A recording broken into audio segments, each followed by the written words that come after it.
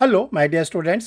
Student, आप लोग का AIB 20 का एडवर्टीजमेंट आ गया है और 30 नवंबर 2025 को आप लोग का एग्जामिनेशन है। जो आप लोग बराबर कमेंट बॉक्स में लिख रहे हैं और फ़ोन करते रहते हैं कि सर मैंने LLB की पढ़ाई ठीक से नहीं की है, मैं कॉलेजेस कम जाता था या नहीं जाता था।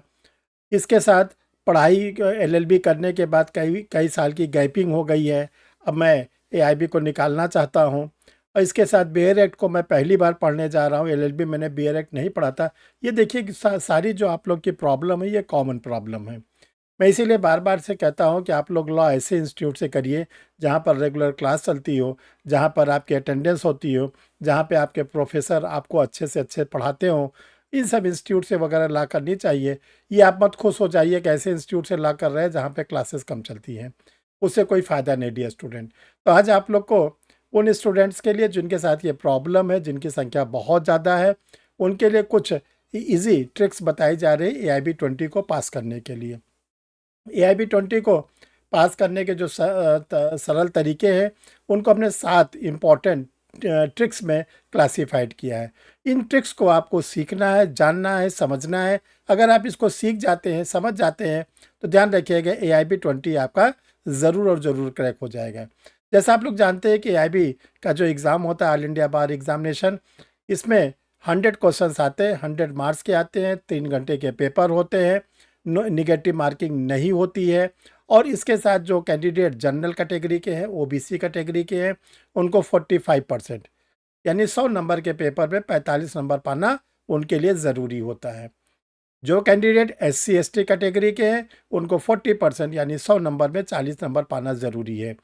देखिए, इसको आपको क्या करना है, साइंटिफिक पॉइंट ऑफ व्यू से पढ़ना है, मॉडर्न कॉन्सेप्ट से पढ़ना है, तो आप AIB ज़रूर और ज़रूर क्रैक कर लेंगे। Dear student, I am Harish Srivastava, law experts, Pariksha refresher online law classes from Allahabad. Pariksha refresher law classes में कोई ऐसा स्टूडेंट आपको नहीं मिलेगा जो AIB का एग्ज़ाम देता हो फेल हो जाता हो, क्योंकि उनको शुरू से बता दिया जाता है कैसे AIB को क्रैक करना है। आप लोग भी उसको सीखिए ताकि आप भी AIB को बड़े आराम से क्रैक कर सकें। जिन लोगों ने अभी तक परीक्षा रिफ्रेशर यूट्यूब चैनल को नहीं सब्सक्राइब किया है, सब्सक्राइब कर लें। चैनल को सब्सक्राइब करने का सबसे बड़ा बेनिफिट होता है कि घर बैठे आपको आपके सिस्टम पर इंडिकेशन आना शुरू हो जाता है कि परीक्षा रिफ्रेशर लॉ क्लासेस का कोई वीडियो पब्लिश होने जा रहा है। तो आप चैनल को सब्सक्राइब करके ये फैसिलिटी घर बैठे उठा सकते हैं। अब आइए डियर स्टूडेंट, हम लोग देखते हैं कि जो AIB 20 का एग्ज़ाम है, इसके 7 इम्पॉर्टेंट क्या ट्रिक्स हैं। तो देखिए, सबसे पहले आप लोग के लिए 19 पेपर का एक सिलेबस पब्लिश किया गया है AIB के लिए। तो आप क्या करिए, हम आपको पिछले वीडियो में भी बताए थे, पहले आप क्या करिए, पेपर का सिलेक्शन कर लीजिए। सारे 19 पेपर को एक साथ पढ़ने की कोशिश मत करिए। अदरवाइज़ देखिए, 30 नवंबर को एग्ज़ाम है और अक्टूबर का पहला हफ्ता ख़त्म हो रहा है, तो आपके पास बहुत ज़्यादा समय नहीं है। अगर आप उसको काउंटिंग करेंगे तो आपके पास जो समय है वो 45 से 50 दिन का। 45 से 50 दिन में अगर आप 19 पेपर को देखें, एक पेपर के लिए 3 दिन भी आपको नहीं मिल रहा है। ये कड़वा सच है। तो आपको क्या करना है, कैसे करना है, ये आपको सीखना है। सबसे पहले आप पेपर को सेलेक्ट करिए। कैसे सेलेक्ट करिए, हम बोलते जा रहे हैं, आप लोग इसको नोट करते जाइए, लिखते जाइए और उन्हीं पेपर पर पहले फोकस करिए। वो पेपर जो आपको हम बताने जा रहे हैं वो आपको कम से कम 70 से 75 नंबर का, 70 से 75 क्वेश्चन, 70 से 75 क्वेश्चन जो हम आपको बताने जा रहे हैं उसी से आएगा। अब आपको क्या करना है कि अगर वो 70 और 75 नंबर पर फोकस कर लेते हैं, आपको लाना कितना है, 45 नंबर। आपको लाना कितना है, 40 नंबर। यही तो 40-45 का खेल है।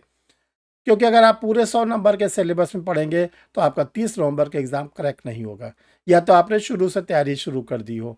आज हम बताना चाहते हैं, देखिए सबसे पहले आप लोग नोट करिए, आपको BNS भारतीय न्याय संहिता, BNSS भारतीय नागरिक सुरक्षा संहिता और भारतीय साक्ष्य अधिनियम, 3 पेपर पर पहले फोकस करिए। ये आपको देंगे 26 नंबर, 26 मार्क्स, 26 नंबर। फिर आप नेक्स्ट पे आइए, कॉन्स्टिट्यूशन भारत का संविधान, CPC सिविल प्रक्रिया संहिता, इंडियन कॉन्ट्रैक्ट एक्ट भारतीय संविदा अधिनियम, ट्रांसफर ऑफ प्रॉपर्टी एक्ट संपत्ति अंतरण अधिनियम, हिंदू लॉ, मोहम्मडन लॉ, लाफ्टार्स, लाफ्टार्स उसको आप करिए।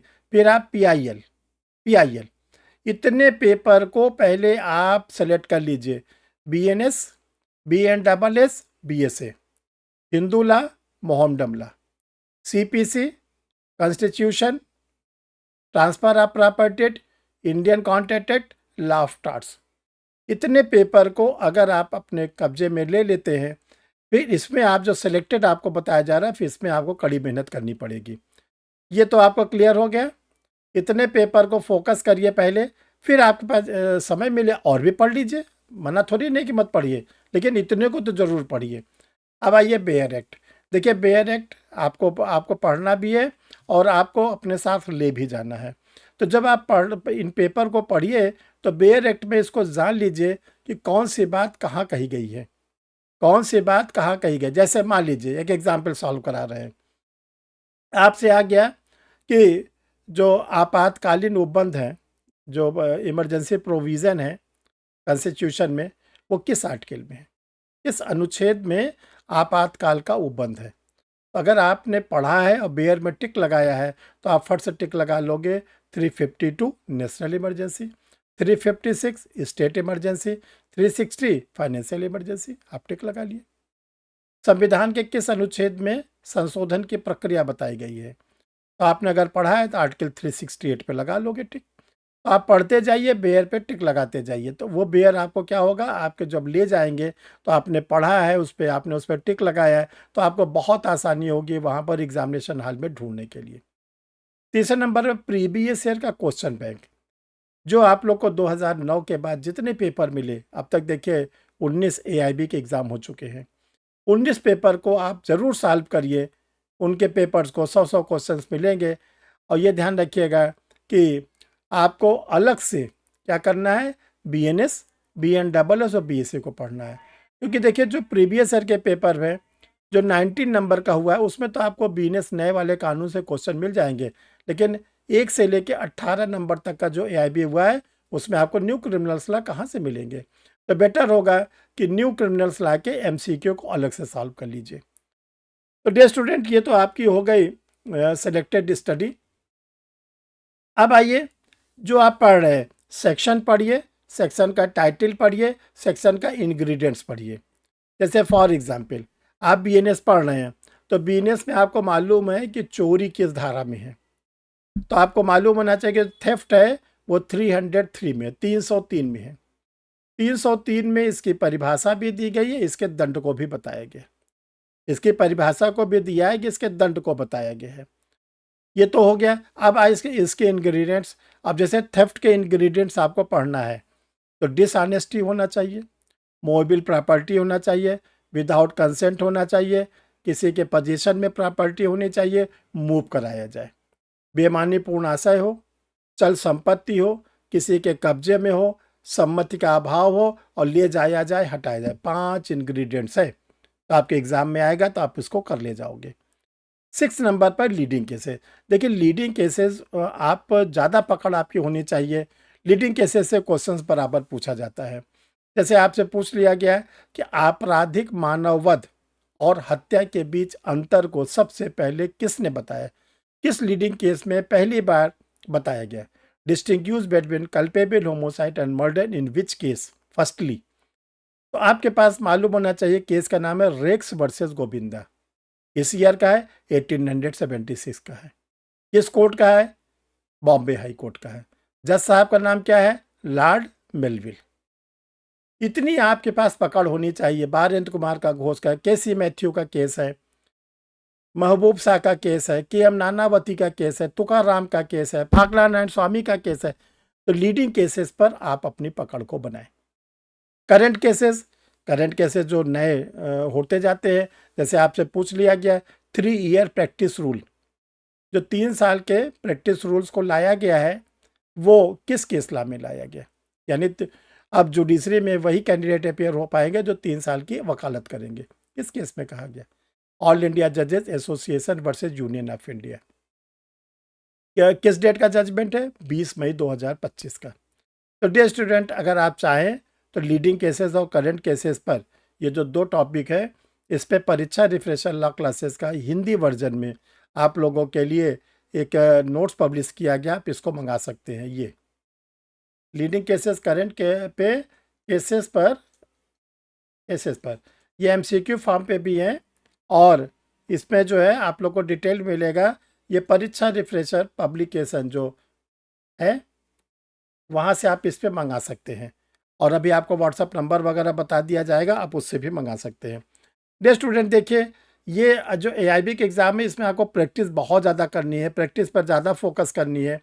तो प्रैक्टिस पर फोकस करने के लिए आप लोगों के लिए गाइड तैयार कर दी गई, जिसमें सारे एमसीक्यू दिए गए हैं, न्यू क्रिमिनल्स लॉ के, कॉन्स्टिट्यूशन के, टीपीए के, आपके जो क्या नाम है कॉन्ट्रैक्ट एक्ट के, सेल्स ऑफ गुड एक्ट के, सारे दिए गए हैं। उसको सॉल्व करिए। फिर इसके बाद मॉडल टेस्ट पेपर दिया गया है, हिंदी और इंग्लिश दोनों पर है, उसको सॉल्व करिए। और एक बेयर एक्ट आप लोग के लिए तैयार कर दिया जो इंग्लिश वर्जन में है, उसको आप सॉल्व करिए। ये तीनों चीज़ आप मंगा के इसको आप खूब डिटेल में सॉल्व करिए, 2 बार 3 बार पढ़िए, तो आप एआईबी ज़रूर और ज़रूर क्रैक कर जाएंगे डियर स्टूडेंट। अब आप कैसे मंगाएं? देखिए जो नोट्स आपको बताया गया है, guide plus bare act plus आप लोग के लिए मॉडल पेपर, या अगर आप केस लॉ पर मंगाना चाहते हैं तो ये 2 व्हाट्सअप नंबर है। किसी भी व्हाट्सअप नंबर पर आप अपना कंप्लीट पोस्टल एड्रेस सेंड कर देंगे, नाम, पता, पिन कोड, मोबाइल नंबर। तो आपको जो है कोचिंग का क्यूआर कोड चला जाएगा बैंक का, उसमें आप फीस प्रिस्क्राइब जमा करेंगे और आपके एड्रेस पर वो पार्सल पैकेट चला जाएगा। तो डियर स्टूडेंट, हम लोग फिर मिलते हैं किसी नए वीडियो के साथ, नए टॉपिक के साथ। Thank you.